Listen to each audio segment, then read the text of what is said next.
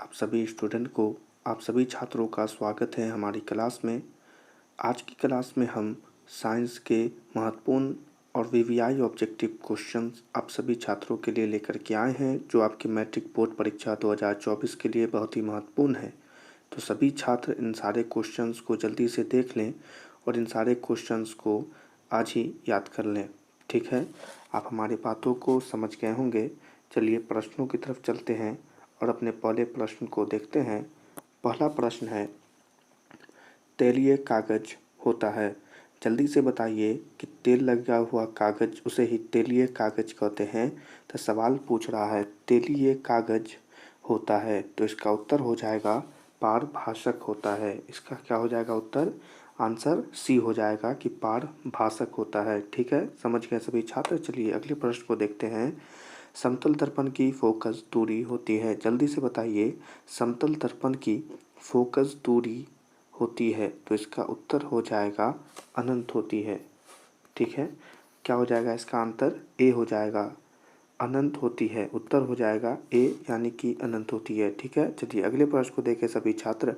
अवतल दर्पण के सामने वस्तु को कहाँ रखा जाए ताकि प्रतिबिंब उल्टा, वास्तविक और समान आकार का प्राप्त हो? जल्दी से बताइए सभी छात्र कि अवतल दर्पण के सामने वस्तु को कहाँ रखा जाए ताकि हमें प्रतिबिंब उल्टा, वास्तविक और समान आकार का प्राप्त हो? तो इसका उत्तर हो जाएगा वक्रता केंद्र पर। ठीक है, इसका आंसर हो जाएगा सी, यानी वक्रता केंद्र पर हमें वस्तु को रखना होगा। समझ गए सभी छात्र। चलिए याद कर लीजिएगा। अगले प्रश्न को देखें। उत्तल दर्पण से बना काल्पनिक प्रतिबिंब होता है। जल्दी से बताइए, उत्तल दर्पण से बना काल्पनिक प्रतिबिंब कैसा होता है? तो यह होता है सीधा और हाशित होता है, यानी इसका उत्तर हो जाएगा सी हो जाएगा। ठीक है, याद करते रखिएगा। चलिए अगले प्रश्न को देखते हैं। निम्न में से कौन सा पदार्थ लेंस के लिए प्रयुक्त नहीं किया जा सकता है? जल्दी से बताइए, निम्न में से कौन सा वह पदार्थ है जो लेंस के लिए प्रयुक्त नहीं किया जा सकता है? तो इसका बहुत ही आसान उत्तर होगा कि पीतल होगा। ठीक है, सी हो जाएगा इसका आंसर, यानी पीतल का हम उपयोग लेंस बनाने में नहीं कर सकते। ठीक है ना, सभी बच्चे जानते होंगे। चलिए अगले प्रश्न को देखते हैं। एक गोलीय दर्पण की फोकस दूरी +20 सेंटीमीटर है। हाँ, फोकस दूरी प्लस में भी हो सकती है और माइनस में भी हो सकती है, तो यहाँ प्लस में दिया गया। ठीक है ना, तो क्या है? एक गोलीय दर्पण की फोकस दूरी +20 सेंटीमीटर है, तो यह गोलीय दर्पण कैसा है? जल्दी से बताइए, +20 सेंटीमीटर है तो यह कैसा गोलीय दर्पण है? तो इसका उत्तर हो जाएगा इनमें से कोई नहीं, यानी कि डी हो जाएगा। यानी इनमें से जो भी ऑप्शन दिए गए हैं ये सब इससे मैच नहीं कर रहे हैं। ठीक है, याद रखिएगा सभी छात्र। चलिए अगले प्रश्न को देखते हैं। तालाब का जल कम गहरा दिखाई देने का क्या कारण है? देखिए महत्वपूर्ण क्वेश्चन है, बहुत बार पूछ दिया है और 2021 में भी पूछा था। जल्दी से बताइए कि तालाब में उपस्थित जल कम गहरा, यानी उसकी गहराई कम क्यों दिखाई देती है? तो इसका उत्तर हो जाएगा अपवर्तन के कारण। ठीक है, सी हो जाएगा इसका आंसर, यानी अपवर्तन के कारण ही हमें गहराई कम दिखाई देती है। ठीक है, चलिए अगले प्रश्न को देखते हैं सभी छात्र। अवतल दर्पण की फोकस दूरी होती है। जल्दी से बताइए, अवतल दर्पण की फोकस दूरी क्या होती है? तो ऋणात्मक होके आती है कि इसका आंसर क्या हो जाएगा? ए हो जाएगा, यानी ऋणात्मक होती है। समझ गए सभी छात्र, याद कर लीजिएगा। चलिए अगले प्रश्न को देखते हैं। किसी अवतल दर्पण की फोकस दूरी एफ और उसकी वक्रता त्रिज्या आर है, तो निम्नांकित में कौन संबंध सही है? ये संबंध वाले सवाल भी कई बार पूछे जाते हैं, क्योंकि 2021 में भी पूछ दिया था, तो उम्मीद है कि 24 में ज़रूर पूछेगा। तो जल्दी से बताइए, किसी अवतल दर्पण की फोकस दूरी एफ है और उसकी वक्रता त्रिज्या आर है। ठीक है, तो निम्नलिखित में कौन संबंध सही होगा? तो इसका उत्तर हो जाएगा आर बराबर 2f, यानी कि बी इसका आंसर होगा, यानी आर बराबर 2f।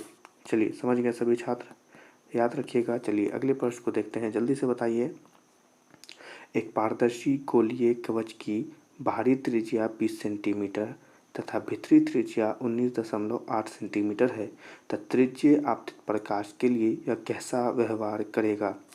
जल्दी से बताइए इसका उत्तर। तो इसका उत्तर हो जाएगा अवतल लेंस की भांति। ठीक है, डी हो जाएगा इसका आंसर, यानी वह अवतल लेंस की भांति व्यवहार करेगा।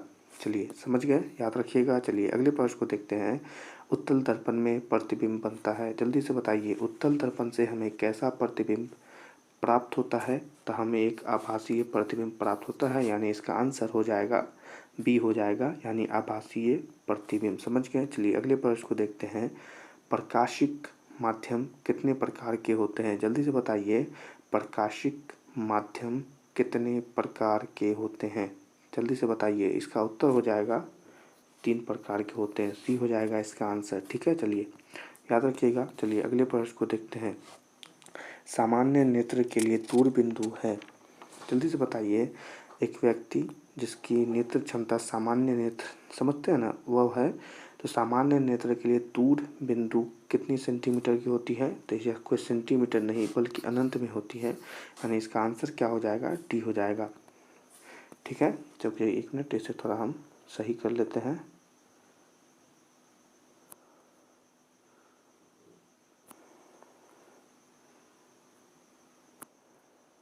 ठीक है, क्या हो जाएगा? टी हो जाएगा, यानी कि वह अनंत होगा। याद रखिएगा सभी छात्र। चलिए अगले प्रश्न को देखते हैं। अभिनेत्र लेंस की फोकस दूरी में परिवर्तन किया जाता है। तो परिवर्तन किया जाता है पक्षमाभी द्वारा। इसका आंसर क्या हो जाएगा? सी हो जाएगा, पक्षमाभी द्वारा। समझ गए सभी छात्र, याद रखिएगा। चलिए अगले प्रश्न को देखते हैं। स्पेक्ट्रम में किस रंग की किरण का झुकाव अधिक होता है? जल्दी से बताइए, स्पेक्ट्रम में किस रंग की किरण का झुकाव अधिक होता है? तो इसका उत्तर हो जाएगा बैगनी। डी हो जाएगा इसका आंसर, यानी बैगनी कलर का झुकाव सबसे अधिक होता है। याद रखिएगा। चलिए अगले प्रश्न को देखते हैं। स्पेक्ट्रम प्राप्त करने के लिए किसका उपयोग होता है? बहुत ही महत्वपूर्ण क्वेश्चन, बहुत बार पूछ दिया है। जल्दी से बताइए, स्पेक्ट्रम प्राप्त करने के लिए हमें किसका उपयोग करना पड़ता है? तो प्रिज्म का। ठीक है, इसका आंसर हो जाएगा डी, प्रिज्म इसका सही आंसर होगा। ठीक है, चलिए अगले प्रश्न को देखते हैं। जो नेत्र निकट की वस्तु को साफ नहीं देख सकता, उस नेत्र में कौन सा दोष होता है? जल्दी से बताइए। तो इसका उत्तर हो जाएगा दूर दृष्टि दोष, यानी कि ये हो जाएगा इसका आंसर। यानी उस दोष को हम दूर दृष्टि दोष कहते हैं, जो निकट की वस्तुओं को साफ नहीं देख पाते हैं। समझ गए, याद रखिएगा। चलिए अगले प्रश्न को देखते हैं। मानव नेत्र में छोटा सा सवाल है। मानव नेत्र में उत्तल लेंस होता है। सी हो जाएगा इसका आंसर, यानी मानव नेत्र में उत्तल लेंस होता है। समझ गए, याद रखिएगा। चलिए अगले प्रश्न को देखें।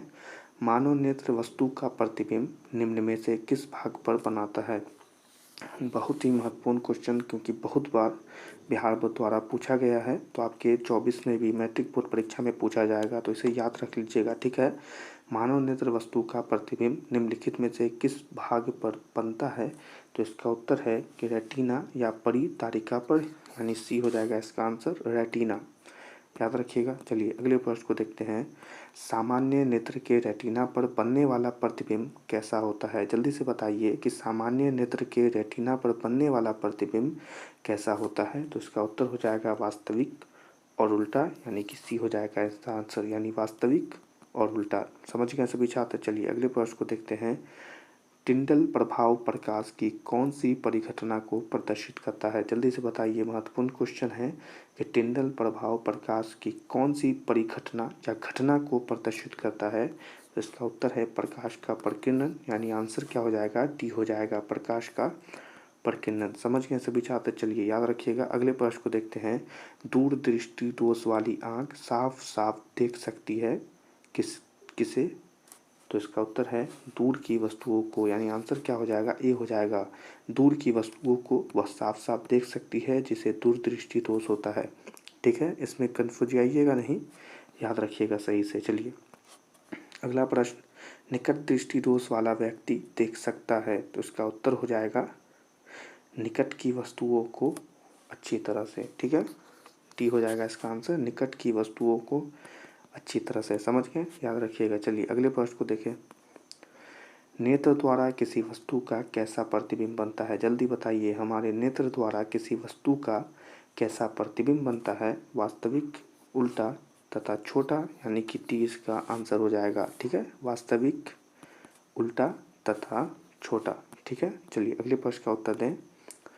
आँख व्यवहार करती है। आँख किसकी तरह व्यवहार करती है? तो आँख एक उत्तल लेंस की तरह व्यवहार करती है, यानी इसका आंसर हो जाएगा बी, कि आँख एक उत्तल लेंस की तरह व्यवहार करती है। ठीक है, तो ये क्वेश्चंस समाप्त होते हैं। सभी बच्चे इन सारे महत्वपूर्ण ऑब्जेक्टिव क्वेश्चंस को अच्छे से याद कर लीजिएगा और आज ही याद कर लीजिएगा, ठीक है, ताकि मैट्रिक बोर्ड परीक्षा में ये सवाल आए और आप इसे चट बना दें और एक एक नंबर बटोर लें, ठीक है। और सभी बच्चों से कहना चाहते हैं कि ऐसा ही महत्वपूर्ण क्वेश्चंस आपको हम पहुंचाते रहेंगे। इसके लिए आपको सिर्फ हमारे चैनल को सब्सक्राइब करके बेल आइकन को ऑल पर सेलेक्ट करना है, ठीक है। अगर आपको यह क्लास पसंद आई हो तो इसे जल्दी से लाइक कर दीजिएगा सभी बच्चे, और अपने विचार कमेंट बॉक्स में ज़रूर हमें दीजिएगा कि आपको यह क्लास कैसी लगी, ठीक है। हम आप सभी बच्चों से मिलेंगे अगले क्लास में। तब तक के लिए सभी बच्चों को जय हिंद।